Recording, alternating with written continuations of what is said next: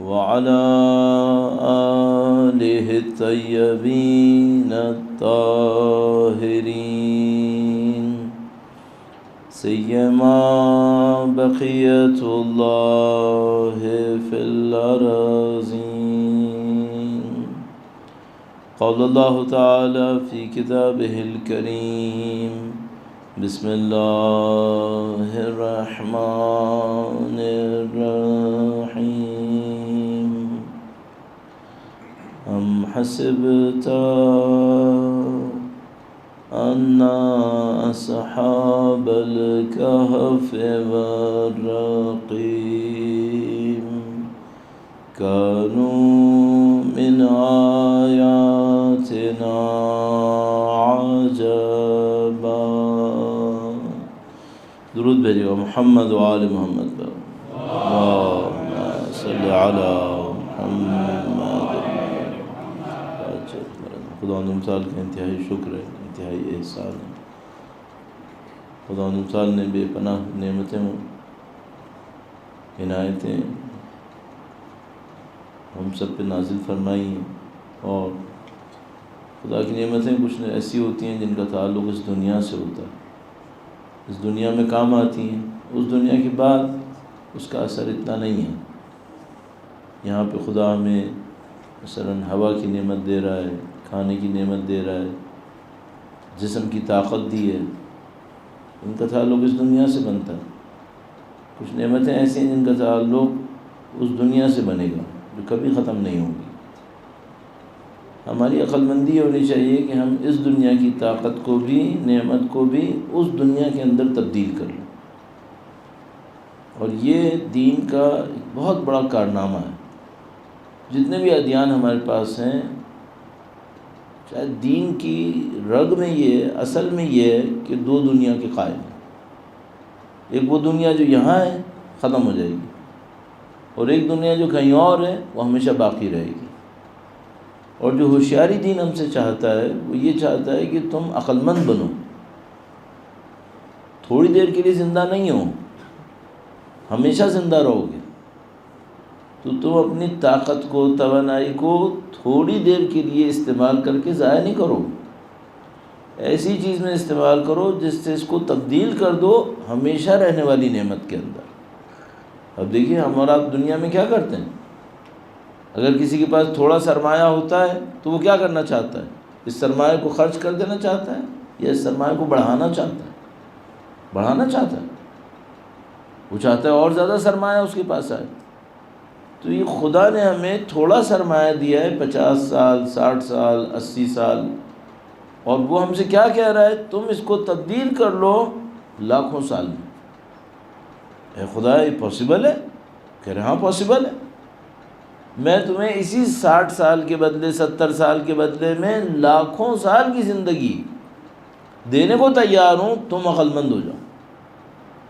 تو آپ اور میں اس وقت جو نعمتیں اللہ کی دیکھ رہے ہیں، یہ ٹیمپریری ہیں، یہ ختم ہو جائیں گی. لیکن اگر ہم عقل مند ہوئے تو کیا ہوگا؟ عقل مند ہوئے تو ہم ان کو تبدیل کر دیں گے ہمیشہ رہنے والی نعمتوں میں، پرماننٹ نعمتوں کے اندر. اور یہ کام بہت آسان ہے ایک لحاظ سے، اور بہت مشکل ہے ایک لحاظ سے. تو جو آسان کام ہے وہ میں آپ کی خدمت میں عرض کرتا ہوں. درود بھیجیے گا محمد و آل محمد پر. صلی علی محمد وعجل فرج. بہت خوبصورت ایک قول ہے مولا امیر المومنین کا، ان کی ذات پہ درود بھیجے گا محمد و آل محمد.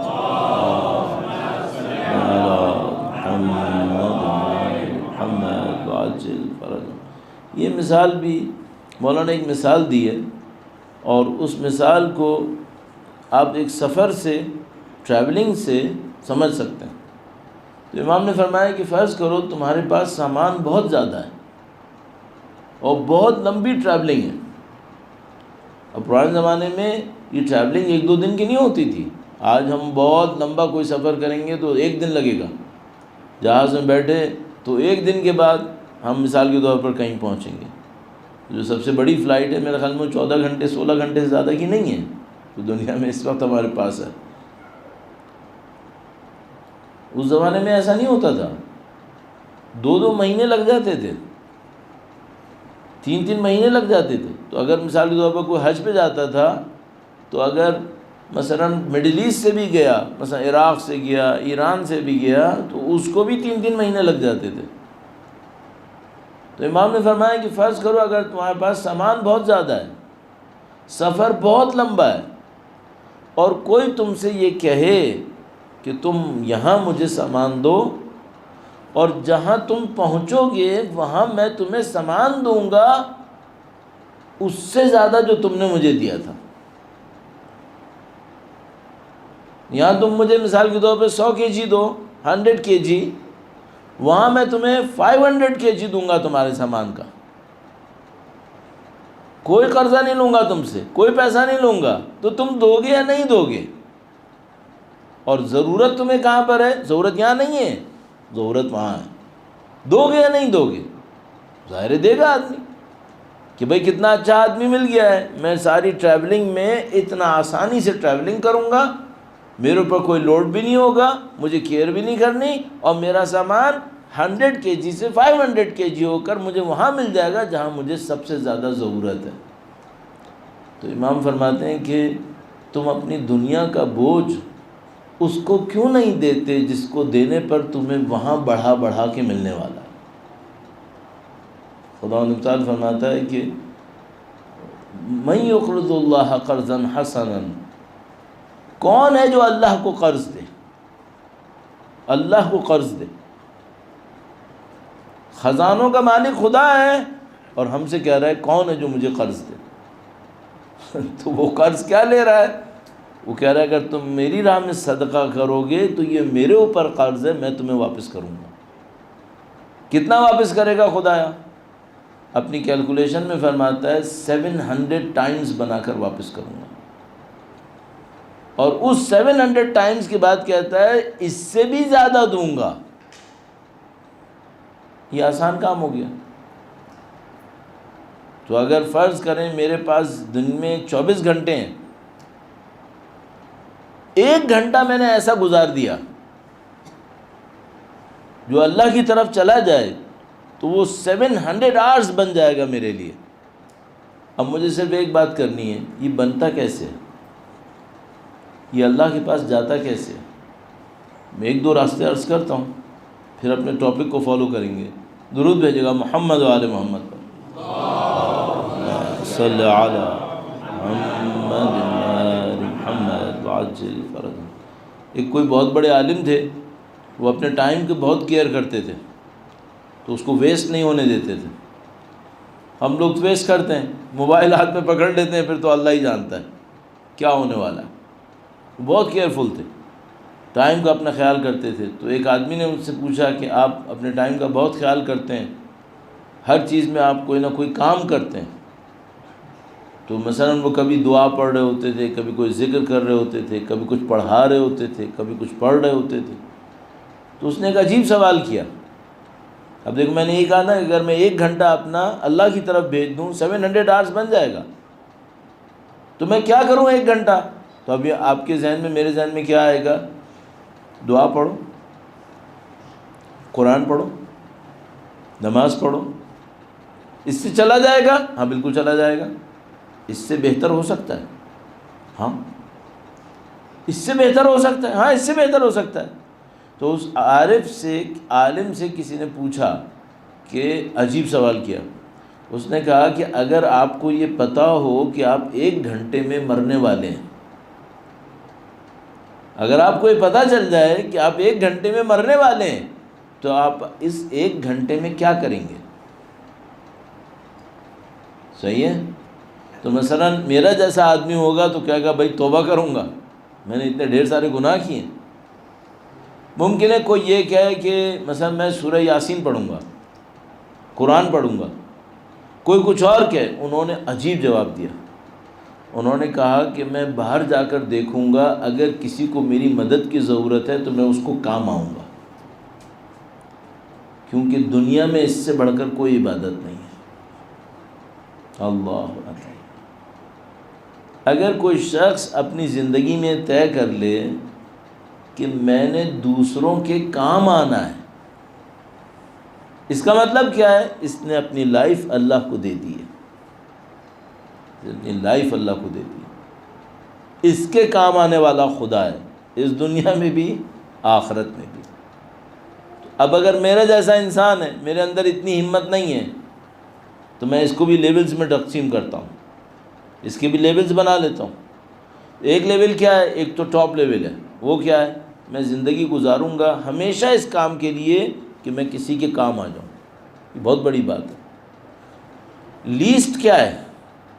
کم سے کم کیا ہے؟ کم سے کم کام یہ ہے زندگی گزارو کہ کسی کو نقصان نہ پہنچاؤ۔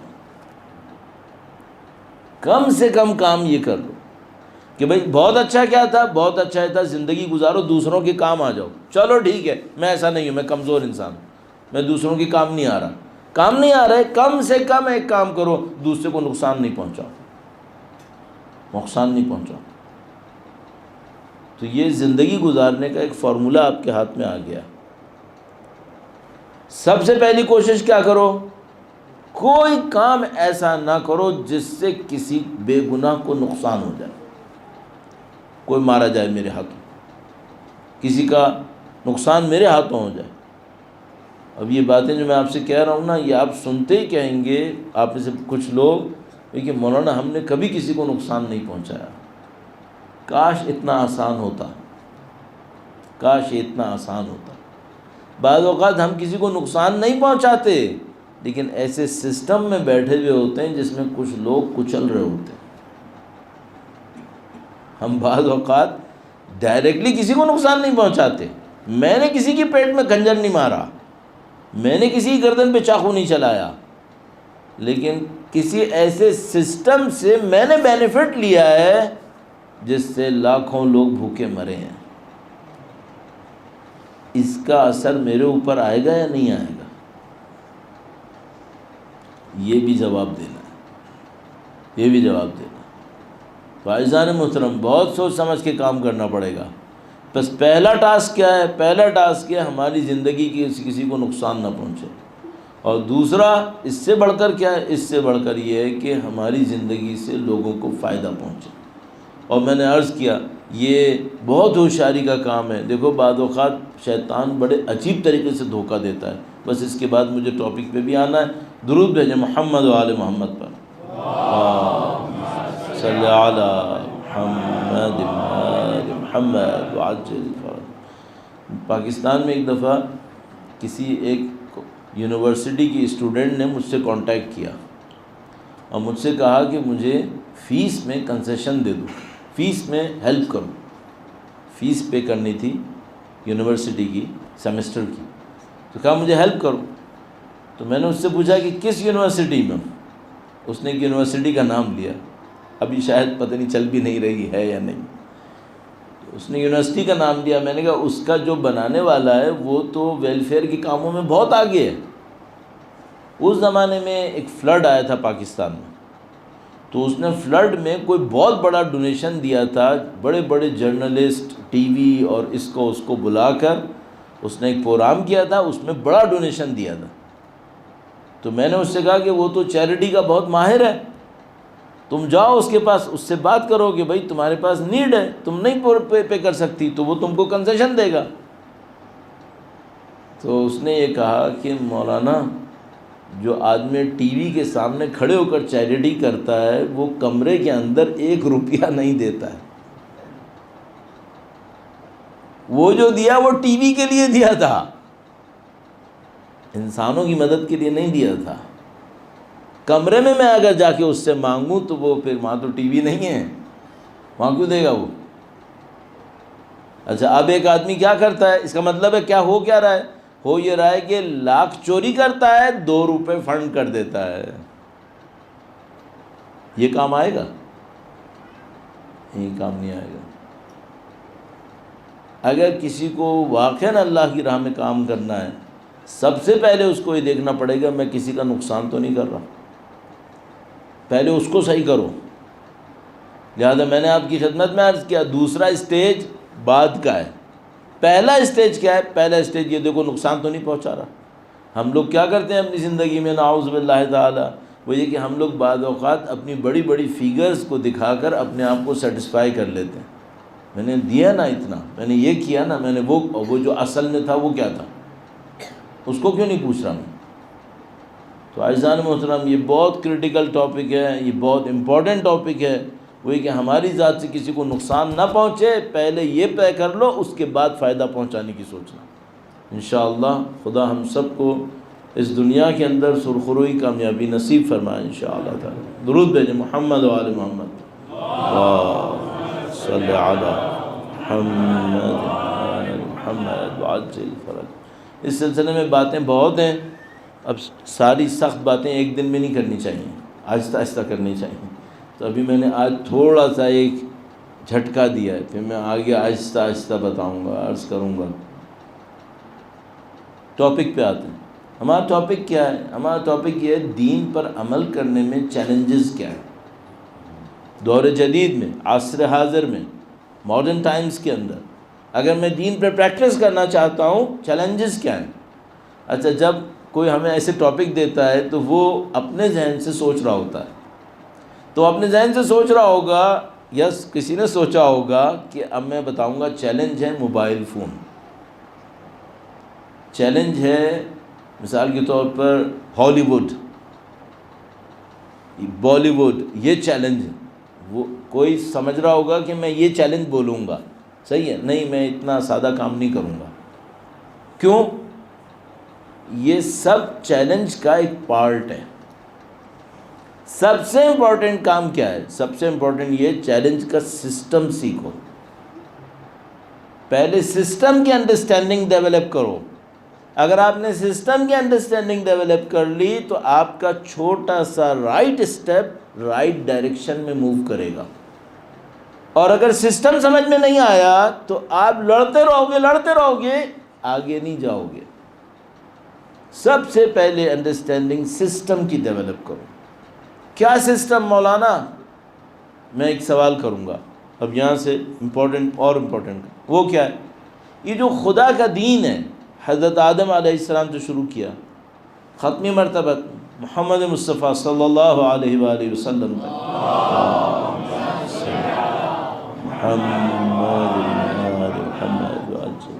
یہ آہستہ آہستہ آیا. یہ سسٹم ہے یا صرف اسکیٹرڈ پیسز ہیں؟ سسٹم ہے یا پیسز ہے؟ Scattered pieces. کیا مطلب؟ مثلا یہاں پہ کنسٹرکشن میرے خیال میں برکس بھی استعمال ہوتی ہیں، میں نے دیکھا ہے برکس بھی استعمال ہوتی ہیں، بلاکس بھی استعمال ہوتے ہیں، برکس بھی استعمال ہوتی ہیں. اچھا فرض کرو ایک آدمی نے ٹرک منگوایا برکس کا، ٹرک میں برکس آئیں مثلا 1000، وہ برکس لے کر آیا ٹرک میں اور اس نے ڈی لوڈ کر دیا برکس کو، ساری اینٹیں اس نے ڈی لوڈ کر دیں، وہ اینٹیں یوں کر کے زمین کے اوپر گر گئیں. اب میں آپ سے ایک سوال پوچھتا ہوں، یہ اسکیٹرڈ پیسز ہیں یا سسٹم ہے؟ یہ پیسز ہیں، سسٹم نہیں ہے یہ. اب میں کیا کرتا ہوں، میں انہی برکس کو استعمال کرتا ہوں، پورا گھر بنا دیتا ہوں. اب یہ جو میں نے شیپ دی ہے، گھر بن گیا، یہ پیسز ہیں یا سسٹم ہے؟ Now this is a system.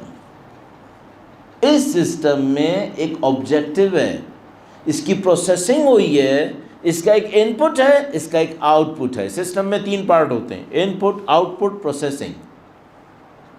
آپ ایک بائی سائیکل چلا رہے ہیں، ایک ان کا آپ کا ان پٹ ہے، ایک پروسیسنگ ہے اور ایک آؤٹ پٹ ہے. It's a system. یہ پورا سسٹم ہے. یہ جو روڈ کے اوپر اینٹیں پڑی تھیں یہ پیسز تھے، یہ سسٹم نہیں ہے. سسٹم نہ ہو تو کیا فائدہ ہے؟ مثلا یہ پیسز پڑے ہیں نا، تم ایک آدمی سے کہو یہ 10 اینٹیں اٹھا کے یہاں سے ادھر پھینک دے، دوسری طرف پھینک دے، کوئی مسئلہ نہیں ہے. کیوں؟ سسٹم نہیں ہے. سسٹم نہیں ہے، ادھر کر دو، ادھر کر دو، آگے پیچھے کر لو، یہ سب ہو سکتا ہے. اب آ گئے سسٹم میں، وہ کیا ہوا؟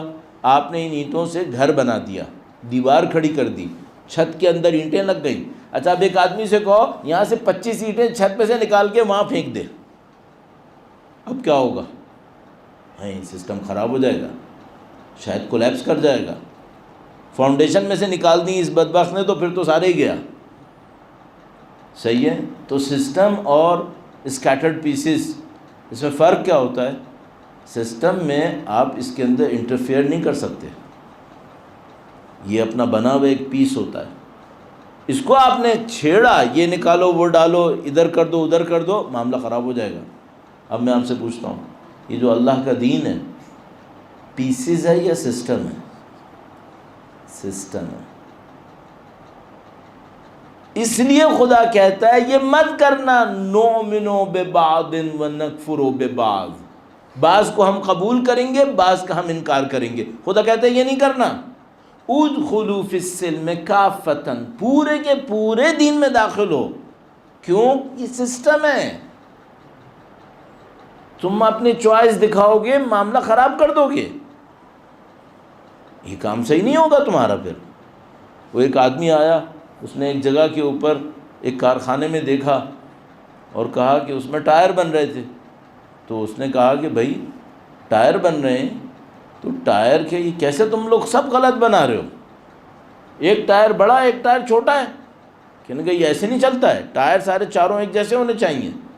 پھر اس نے بہت چلایا تم لوگوں کو عقل نہیں ہے، یہ نہیں ہے وہ نہیں ہے. جب وہ سارا چلا چکا تو جو سامنے کھڑا تھا اس نے کہا سوری سر، یہ اصل میں ٹریکٹر کا ٹائر ہے. ٹریکٹر کے ٹائر میں اور گاڑی کے ٹائر میں بہت فرق ہوتا ہے. گاڑی کے ٹائر چاروں برابر ہوتے ہیں، ٹریکٹر کے ٹائر بڑے ہوتے ہیں. سسٹم میں کیا ہوتا ہے؟ سسٹم میں تمہاری مرضی نہیں چلے گی. سسٹم میں بنانے والے نے سوچ سمجھ کے بنایا ہے. تو یہ جو اللہ کا دین ہے یہ پورا سسٹم ہے، یہ تو آپ نے قبول کر لیا. اب میں آپ سے ایک اور خطرناک سوال کرنے والا ہوں. اس دین کے مقابلے میں جو کچھ ہے وہ شیطان ہے. شیطان ہے. معذرت چاہتا ہوں، ذرا سا سوچ سمجھ کے جواب دیجیے گا.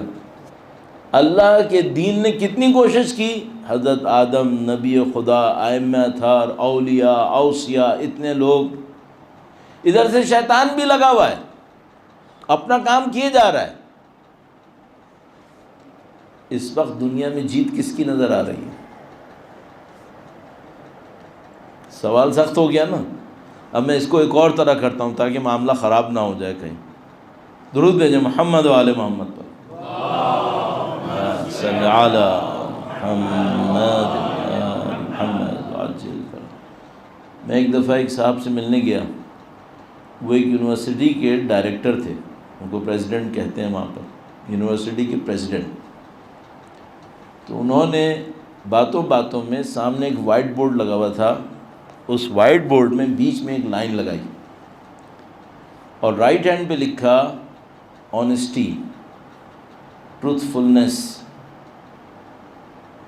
کیئرنگ، جتنی بھی اچھی صفتیں تھیں رائٹ ہینڈ پہ لکھی. لیفٹ سائڈ پر اس نے لکھنا شروع کیا کننگ، چیٹر.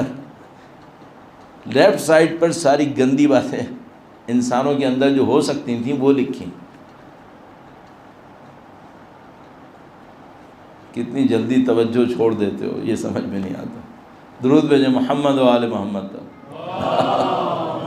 صلی علی محمد آل محمد عجل فرج. وائٹ بورڈ پر ایک طرف اس نے پازیٹیو انسان کی صفتیں لکھی، لیفٹ سائڈ پر اس نے نیگیٹو انسانوں کی صفتیں لکھیں. اس کے بعد اس نے مجھ سے ایک سوال کیا. اس نے کہا مولانا آنیسٹلی پلیز بتائیے گا آج کی دنیا میں زیادہ فٹ کون سا ہے؟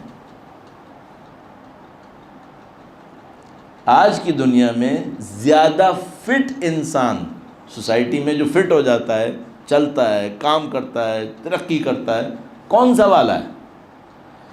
تو میں نے اس سے کہا کہ مجھے یہ جواب دینا اچھا نہیں لگ رہا ہے، لیکن آج کی دنیا زیادہ فٹ لیفٹ ہینڈ والا ہے. اس کو دنیا جلدی ایکسیپٹ کر لیتی ہے، اس کو آگے بھی لے جاتی ہے.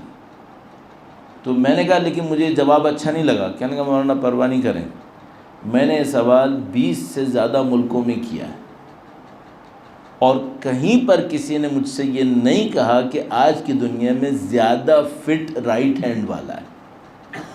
سب نے یہی کہا ہے کہ آج کی دنیا میں زیادہ فٹ لیفٹ ہینڈ والا ہے. اس کا مطلب کیا ہے؟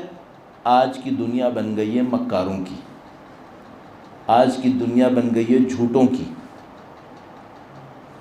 1,24,000 انبیاء آئے، قربانیاں دیں، اولیاء اوصیاء آئے، سب کام ہو گیا، اور کون فٹ ہو گیا؟ شیطان کے چیلے. وہ فٹ ہیں. اس وقت دنیا میں ہیرو کون ہے؟ عابد و زاہد ہیرو ہیں؟ نہیں، جا کے دیکھ لو کون ہیرو ہے. وہ زیادہ فٹ چل رہے ہیں. تو میں ایک بات پوچھتا ہوں، یہ جو شیطان نے جو کچھ کیا اللہ کے دین کے مقابلے میں، یہ چھوٹا کام تھا یا بڑا کام تھا؟ بہت بڑا کام تھا. اس کے پاس کچھ بھی نہیں تھا، پھر بھی اتنا معرکہ کر لیا اس نے. اب میں ایک اور سوال کرتا ہوں، یہاں تو پورا سسٹم تھا، یہ جو شیطان کا ہے یہ سسٹم ہے یا پیسز ہے؟ شیطان کا بھی سسٹم ہے. اگر اس کا بھی پورا سسٹم نہیں ہوتا نا، یہاں تک نہیں آ سکتا تھا. تو جو بدبخت یہاں تک آیا ہے، اس کا مطلب کیا ہے؟ یہ پورا سسٹم لے کر آیا ہے، یہ بھی پورا سسٹم لے کر آیا ہے. اب تمہیں اور مجھے یہ دیکھنا پڑے گا کہ بھائی وہ ہدایت کا سسٹم کہاں ہے، جس کا ایک ان پٹ ہے، پروسیسنگ ہے، ایک آؤٹ پٹ ہے. اور وہ شیطان کا سسٹم کہاں ہے؟ اس کا بھی ایک ان پٹ ہے، اس کی بھی ایک پروسیسنگ ہے. اور تمہیں اور مجھے آخر تک آتے آتے یہ طے کرنا ہے ہم نے کس سسٹم کا حصہ بننا ہے. جو کام کرو چوائس پہ کرو، لڑکتے پھڑکتے نہیں کرو. کسی نے یہ دھکا دیا وہاں چلا گیا، کسی نے یہ دھکا دیا آ گیا. نہیں، سوچ سمجھ کے کرو. یہاں رہنا ہے، وہاں رہنا ہے. یہاں رہنا ہے، اس کا اپنا سسٹم ہے. وہاں رہنا ہے، اس کا اپنا سسٹم ہے. اپنا سسٹم سلیکٹ کرو، اپنے کمپوننٹ سلیکٹ کرو، آبجیکٹیو سلیکٹ کرو، اس کے اوپر زندگی گزارو. لڑکتے پھڑکتے مت چلو، ورنہ کہیں کے بھی نہیں رہو گے، ورنہ کہیں نہیں فٹ ہوگے پھر. تو عزیزان محترم، یہ جو ٹاپک ہے نا ہمارے پاس، دور جدید میں دین پر عمل کے چیلنج، اس کی ڈیپتھ یہاں ہے. چیلنج کا مطلب کیا ہے؟ سسٹم کو آئیڈینٹیفائی کرو. یہ جو ہدایت کا سسٹم ہے یہ چل کیسے رہا ہے، اور یہ جو گمراہی کا سسٹم ہے شیطان کا، یہ کیسے چل رہا ہے. پھر تمہیں مجھے پتا چلے گا کہ بھائی مقابلہ ہمارا ہے کہاں پر. بعض اوقات ہم سمجھتے رہتے ہیں مقابلہ یہاں ہے، پتہ چلتا ہے یہاں مقابلہ نہیں ہے، مقابلہ کہیں اور ہے. اصل مقابلہ کہیں اور ہے. اور یہ شیطان اتنا دھوکے باز ہے، یہ بعض اوقات ہمیں یہ کہتا رہتا ہے اصلی جنگ یہاں ہے، یہاں ہے. تم یہاں لگے رہو گے، وہ اصلی مارکا جیت جائے گا. پوری دنیا میں یہی ہوتا ہے. دیکھو نا، یہ جو آرمی کی جو بیٹلز ہوتی ہیں ان میں ہمیشہ یہ ہوتا ہے کہ جو دو آرمیز کھڑی ہوتی ہیں تو فالس فرنٹ کریٹ کیا جاتا ہے. مثلا اصلی جنگ یہاں ہونی ہے، یہ والی فوج جائے گی وہاں پہ جا کے ایک چھوٹا سا حملہ کرے گی تاکہ اس کو ڈسٹریکٹ کرے، پھر یہاں سے گھس جائیں گے اندر. شیطان بھی یہی کرتا ہے، فالس فرنٹ کریٹ کرتا ہے. آپ وہاں لگے رہو گے، اصل مارکا وہ کام کر چکا. تو اب ہم نے یہ کرنا ہے، پورے سسٹم کو آئیڈینٹیفائی کرنے کی کوشش کرتے ہیں اور اس کے اندر اپنے آپ کو سمجھنے کی کوشش کرتے ہیں ہم اس سسٹم میں کہاں کھڑے. تب ہمیں پتہ چلے گا ہمارا اصلی چیلنج ہے کہاں پر. درود بھیجیں محمد و آل محمد پر. صلی علی محمد آل محمد وعجل فرج. عزیزان محترم، جو ہمیں سمجھ میں آتا ہے، ہمارے 3 اصلی محاذ ہیں، فرنٹس. 3 اصلی فرنٹس ہیں جن کے اوپر کام چلے گا، اور ان 3 کا جو نیٹ رزلٹ ہوگا، باٹم لائن میں جا کے نیٹ رزلٹ وہ بتائے گا کہ ہم ہدایت پہ ہیں یا ہدایت پہ نہیں ہیں. ہم نے چیلنج کو پورا کر لیا یا نعوذ باللہ تعالی ہم کامیاب نہیں ہو سکے. پہلا معرکہ کہیں باہر نہیں ہے، پہلا معرکہ ہمارے اندر ہے۔ اس معرکے کا نام کیا ہے؟ فرنٹ کیا ہے؟ اس فرنٹ کا نام ہے نفس۔ یہ پہلا معرکہ ہے، یہاں پہ اصلی جنگ ہو رہی ہے۔ اگر کسی نے جنگ جیتنی ہے، باہر نہیں جیتے گا، پہلے اندر جیتے گا۔ لا یغیر ما بقوم حتی یغیروا ما بانفسہم، ان اللہ کبھی کسی قوم کی حالت تبدیل نہیں کرتا جب تک وہ اپنے انفس کی حالت تبدیل نہیں کرتے۔ اگر آپ نے جنگ جیتنی ہے، اپنے نفس کی جنگ جیتو۔ یہاں پہ اگر آپ جنگ جیتتے ہیں، آگے آپ جنگ جیتیں گے۔ اب میں اس کو اور فلسفیکل نہ کروں، اس کو بالکل سادہ زبان میں کہتے ہیں۔ جب خدا نے ہمیں خلق کیا تو اس نے فرشتوں کو یہ بتایا کہ بھئی میں نے ایک بہت ڈگنیفائڈ کریشن خلق کی ہے۔ خدا نے جب اس کی ڈگنیٹی کو بتایا کہ یہ بہت اچھی مخلوق ہے، سپیریئر مخلوق ہے، تو سب سے بڑی ڈگنیٹی کیا بتائی؟ ایک اس نے بتایا ہمارا اسٹیٹس، وہ کیا ہے؟ انی جاعل فی الارض خلیفہ، میں اپنا جانشین بنا رہا ہوں۔ یہ تو اسٹیٹس ہو گیا اس کا۔ اس رینک تک پہنچنے کے لیے ایک ریالٹی بھی تو چاہیے۔ بھائی جب آپ کہتے ہیں یہ فوج کے اندر مثال کے طور پر لیفٹیننٹ کرنل ہے، جنرل ہے، جو کچھ بھی ہے، تو یہ رینک ہوتا ہے۔ اس رینک کے پیچھے ایک ریالٹی ہوتی ہے، اسکل ہوتی ہے۔ آپ کا رینک کیا ہے؟ آپ کا رینک یہ آپ اللہ کی جانشین ہیں۔ کیوں ہیں؟ کیونکہ خدا نے کہا وَإِذَا نَفَخْتُ فِيهِ مِن رُوحِي، جب میں اس میں اپنی روح سے پھونکوں فَقَعُوا لَهُ سَاجِدِينَ، تم اس کے سامنے سجدے میں گر جانا۔ بس ہمارا ایک رینک ہے، وہ رینک کیا ہے؟ اللہ کی جانشین ہے۔ اس رینک کے پیچھے ریالٹی کیا ہے ہماری ریالٹی ہے کہ ہم میں اللہ کی روح میں سے پھونکا گیا ہے۔ وَإِذَا نَفَخْتُ فِيهِ مِن رُوحِي، اس کا مطلب کیا ہے؟ ہم سب کے اندر ایک خدائی کلر موجود ہے، ہیونلی کلر ہم سب کے اندر موجود ہے۔ کسی بھی کاسٹ، کسی بھی کریڈ، کسی بھی نسل، کسی بھی شعبے سے ہوں، سب کے اندر ایک خدائی رنگ موجود ہے۔ یہ تو ہمارا خدائی رنگ ہو گیا۔ اچھا، اگر میں نے اس رنگ کو سنبھالا تو میں کہاں پہنچوں گا؟ اگر میں نے اس کے اوپر محنت کی تو کیا ہوگا؟ اور اگر محنت نہیں کی تو کیا ہوگا؟ احسن تقویم میں خلق کیا ہے، اسفل سافلین میں جا سکتا ہے۔ خدا فرماتے قرآن کریم، ایک حدیث قدسی ہے، میں کوشش کر کے کبھی نہ کبھی اس کو عرض کر دیتا ہوں۔ اللہ کا شکر ہے سب نے تقریباً سنی ہوئی ہے، لیکن کم لوگوں نے اس کے اوپر غور کیا ہے، تو میں اس کو عرض کرتا ہوں آپ کی خدمت میں، یہ کہنے کے لیے کہ اگر کوئی اپنے خدائی کلر کے اوپر جو خدا نے ہمارے اندر پھونکا تھا، اگر کوئی اس کے اوپر محنت کرے تو وہ کیا بن سکتا ہے؟ درود بھیجے گا محمد و آل محمد پر۔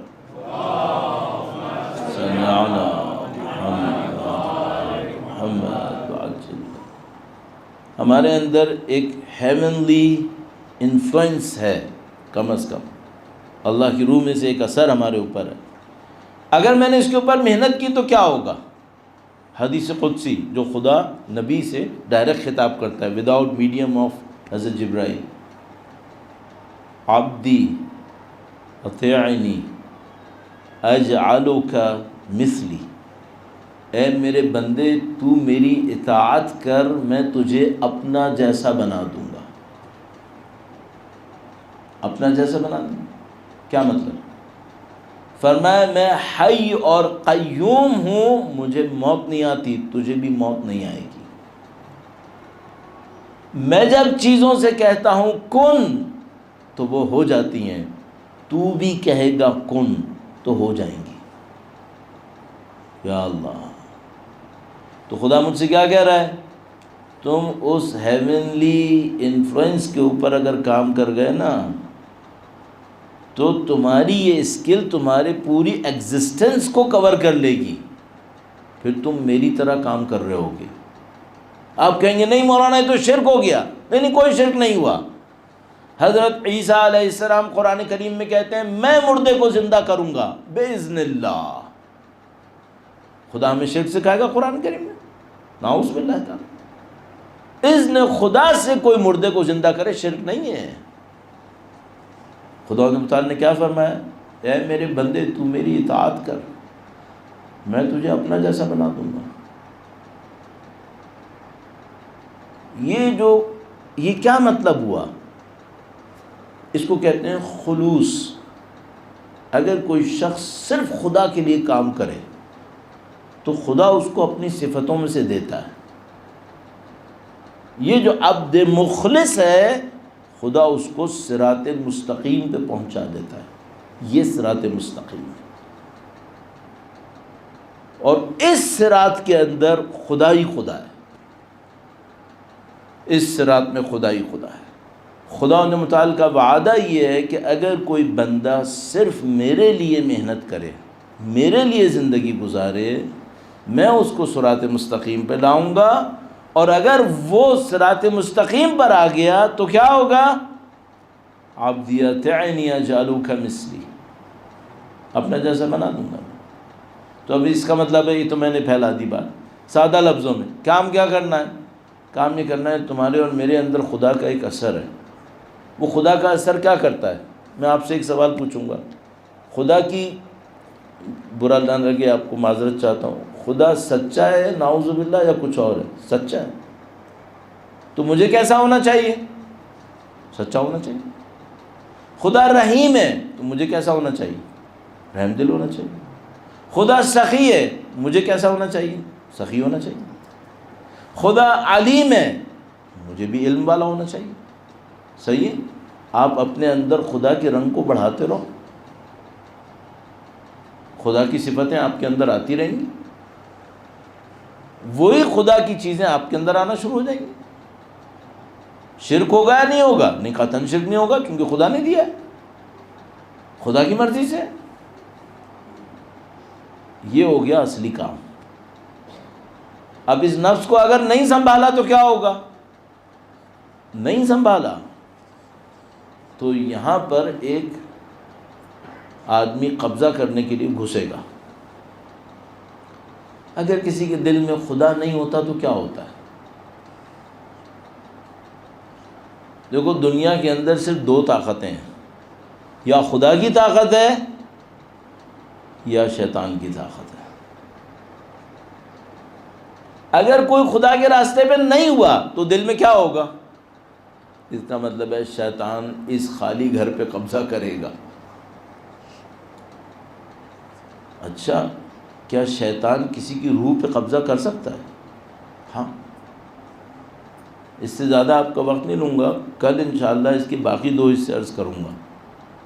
نہج البلاغہ میں مجھے جو ابھی یاد آ رہا ہے خطبہ نمبر 6 ہے، کل اور دیکھ لوں گا، بعض اوقات نمبر میرے ذہن سے نکل جاتا ہے، لیکن مجھے یاد آ رہا ہے شاید خطبہ نمبر 6 تھا، کل میں اور دیکھ کے بتاؤں گا۔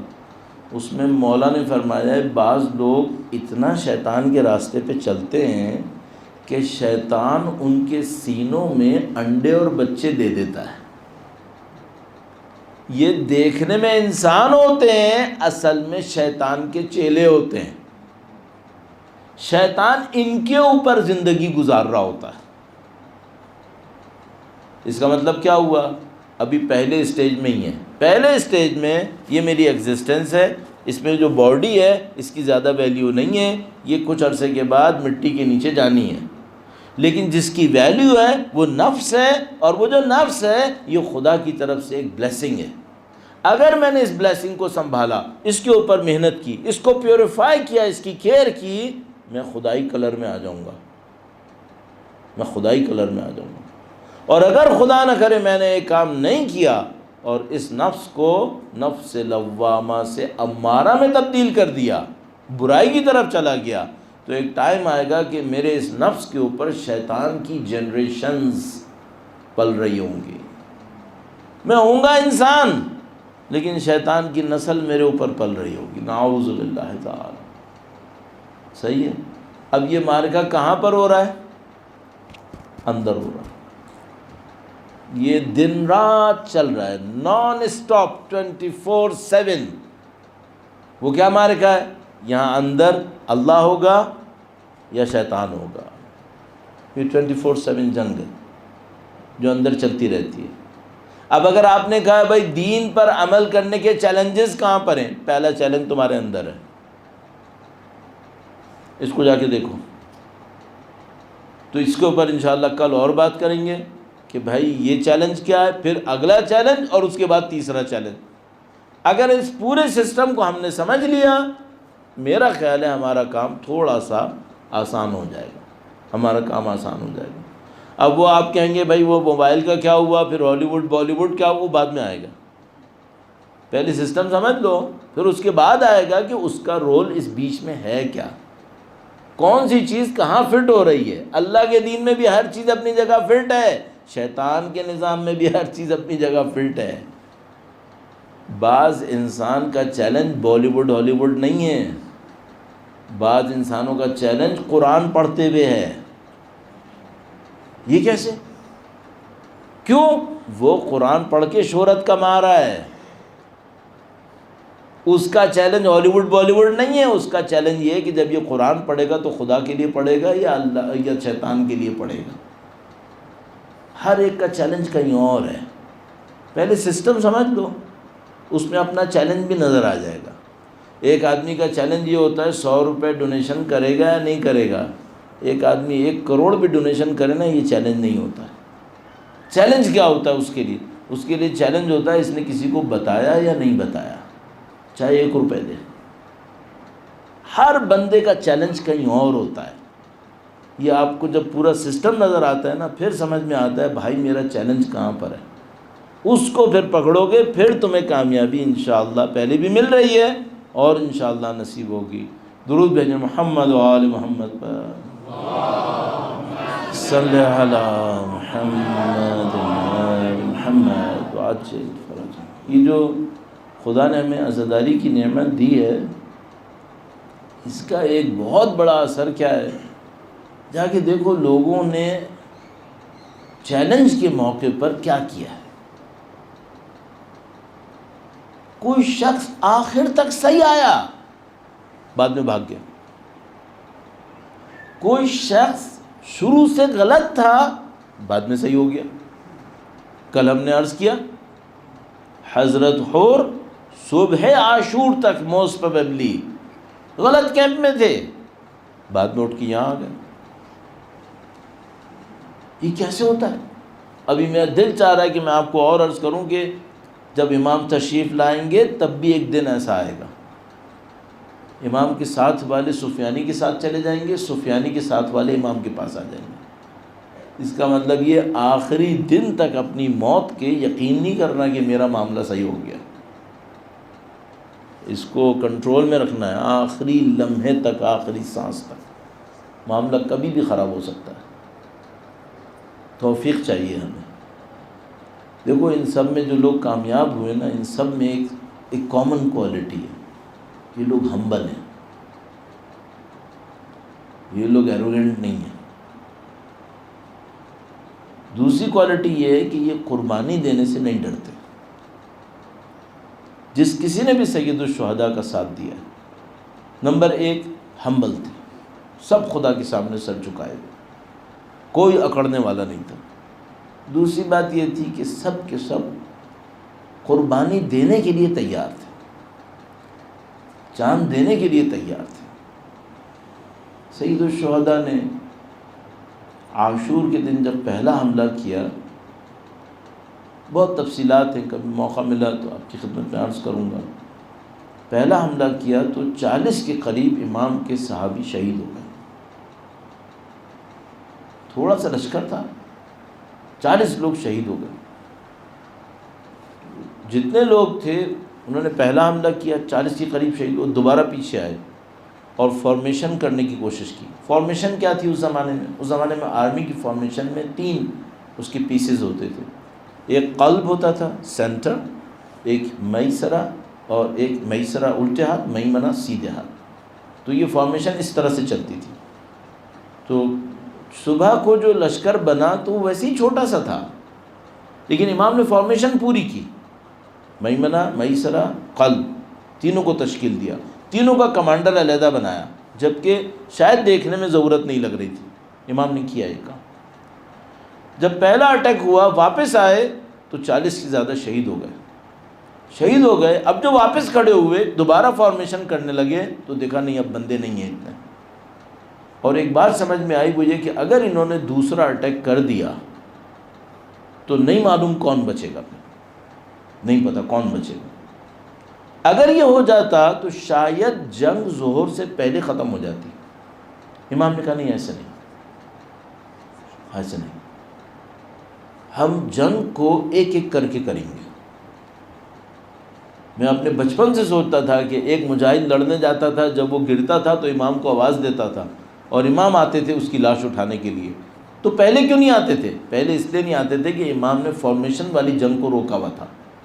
امام نے کہا تھا ہم ایک ایک کر کے بھیجیں گے. کیوں کہا تھا ایسے؟ اس لیے کہا تھا کہ جب اگر فارمیشن میں جاتے تو کون حضرت علی اکبر کو مار دیتا ہمیں پتہ ہی نہیں چلتا.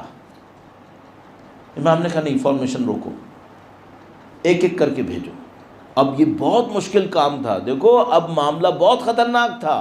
پہلے تو آپ 70-80 میں کھڑے ہو، 100 میں کھڑے ہو، آپ نے یوں مل کے حملہ کر دیا، سب مل کے حملہ کرنے گئے، شہید ہو گئے. اب کیا تھا؟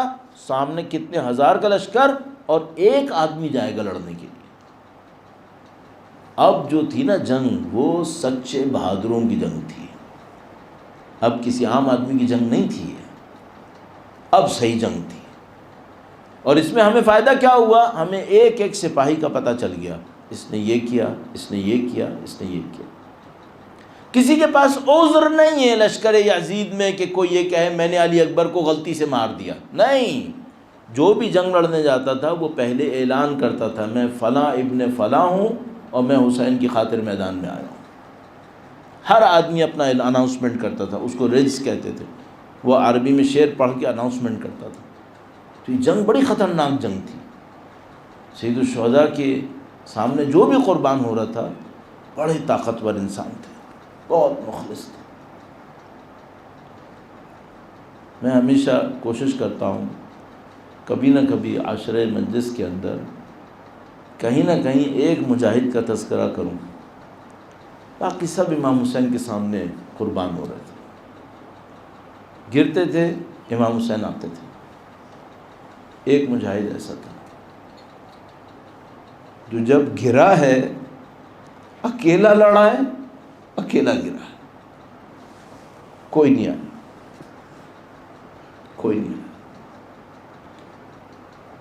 باقی سب نے عاشور میں لکھا ہے، بیان کیا ہے کہ جب ہمارا دل بہت گھبرانے لگتا تھا تو ہم حسین کے چہرے کو دیکھتے تھے. جب امام کے چہرے کو دیکھتے تھے تو ہمیں یوں لگتا تھا جیسے دوسری زندگی مل گئی. ایک مجاہد ایسا تھا جو سید الشہداء سے بہت دور تھا،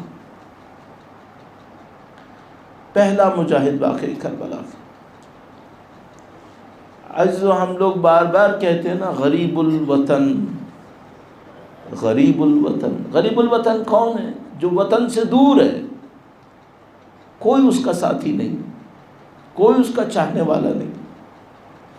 سید الشہداء نے سب سے زیادہ غربت خود اٹھائی ہے. کیوں؟ جب امام حسین لڑنے گئے تو کوئی نہیں بچا تھا. سب سے زیادہ غربت امام حسین نے اٹھائی، کوئی نہیں بچا تھا، امام حسین اکیلے رہ گئے. لیکن عزیزو امام حسین کا ایک عاشق ایسا تھا جو امام کی شہادت سے پہلے امام کے راستے پر چلتے ہوئے مرحلہ مرحلہ وہ اٹھا رہا تھا جو امام حسین نے اٹھانا تھا. ایک ایک مرحلہ. اور میں جس شہید کی طرف اشارہ کرنا چاہتا ہوں وہ حضرت مسلم بن عقیل کی شخصیت. اتنا عجیب ہے، اگر حضرت مسلم بن عقیل کے مصائب کے اوپر توجہ دیں یوں لگتا ہے جیسے سید الشہداء کا نقش قدم ہے اور مسلم اس قدم کے اوپر قدم رکھتے ہوئے چل رہے ہیں۔ کوفہ میں ایک موقع آیا جب مسلم بن عقیل تنہا رہ گئے، ایک جگہ سے دوسری جگہ جاتے تھے، نہ کہ مسلم بن عقیل نہیں جانتے تھے کس کا گھر کہاں پر ہے، مسلم بن عقیل جانتے تھے، لیکن اتنے غیرت مند تھے کہ اگر کوئی مجھے نہیں بلانا چاہتا تو میں اس کے گھر نہیں جاؤں گا۔ جان سکتے تھے مسلم بن عقیل کے کس کا گھر کہاں پر ہے، وہ جا سکتے تھے، لیکن نہیں گئے، چونکہ غیرت ہاشمی گوارا نہیں کرتی تھی کہ میں کسی کے گھر جا کر پہنچ جاؤں۔ وہ غربت کے عالم میں ایک گلی سے دوسری گلی جاتے رہے، ایک جگہ کے اوپر بیٹھ گئے، تھوڑی دیر میں ایک عورت نے دروازہ کھولا اور اس نے کہا کہ آج کی رات بہت سخت رات ہے، عبید اللہ ابن زیاد کے جاسوس جگہ جگہ گھوم رہے ہیں، تم اجنبی ہو، کیا تم کہیں اور نہیں چلے جاؤ؟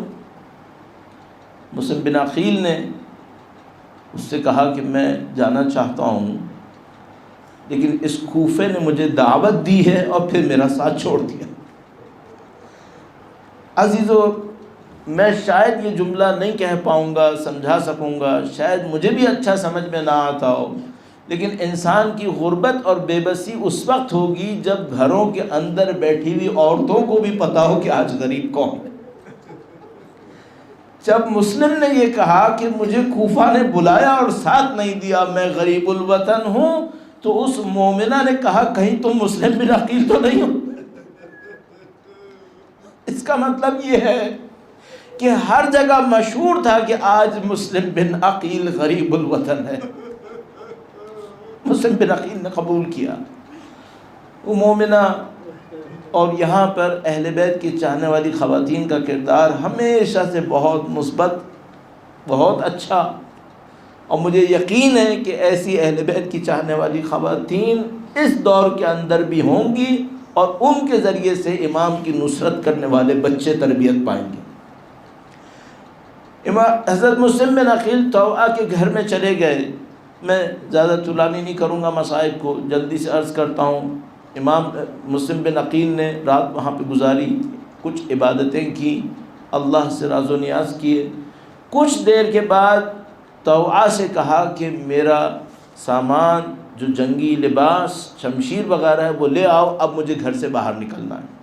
اس نے کہا کہ آپ کیوں گھر سے باہر نکلنا چاہتے ہیں؟ کہا کہ عبید اللہ کا لشکر گھر کے نزدیک آ رہا ہے۔ چونکہ مسلم بن عقیل فوج کے ماہر تھے تو انہوں نے گھوڑوں کی ٹاپوں کی آواز سے سمجھ لیا تھا کہ لشکر نزدیک آ رہا ہے، تو کہا کہ اس کا لشکر نزدیک آ رہا ہے، مجھے فوراً گھر سے باہر نکلنا ہے۔ اس مومنہ نے کہا کہ میں آپ کو سامان دوں، لیکن کیا بہتر نہیں ہے کہ آپ میرے گھر کا دروازہ بند کر لیں، میرے گھر کو اپنا قلعہ بنائیں، آپ کی جان زیادہ محفوظ ہوگی۔ عزیزو سننا ذرا، مسلم بن عقیل نے کہا کہ میں گوارا نہیں کروں گا کہ جب میں مر جاؤں تو کوئی تیرے گھر کے اندر داخل ہو جائے۔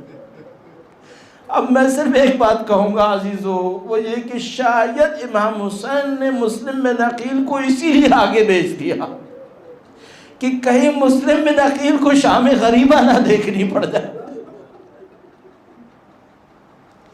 مسلم بن عقیل باہر آئے، دشمنوں کا مقابلہ کیا، شیر خدا کی نسل ہے، دشمنوں کو تیر مار کیا۔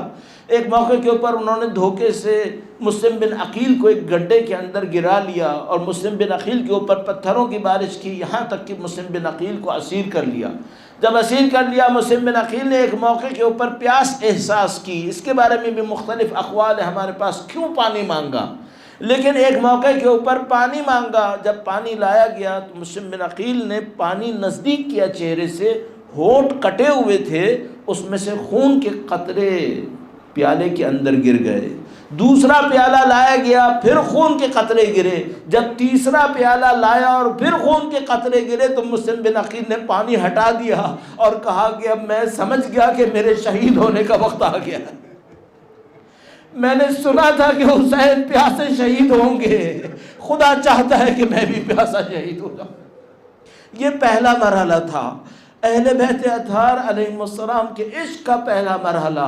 دوسرا مرحلہ شروع ہوا جب دارالامارہ میں پہنچے، کہا امیر کو سلام کرو۔ مسلم بن عقیل نے کہا حسین کے سوا میرا کوئی امیر نہیں ہے، میں صرف حسین کو اپنا امیر مانتا ہوں۔ مسلم بن عقیل کو دارالامارہ کی چھت پہ سے زمین پر گرایا گیا۔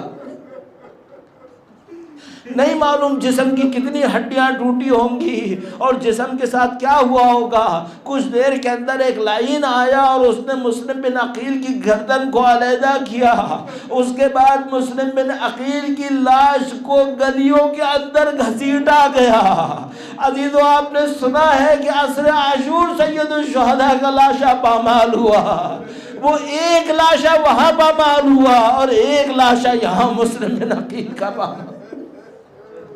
یہ دو مرحلے ہو گئے عزیزو، بس غربت بھی جھیل لی، پیاس بھی جھیل لی، لاشا بھی پامال ہوا، لیکن ابھی بھی حسین کا درد، حسین کا غم زیادہ ہے۔ اس کی وجہ یہ ہے کہ سید الشہداء کے پاس خبر آئی کہ مسلم بن عقیل شہید کر دیے گئے۔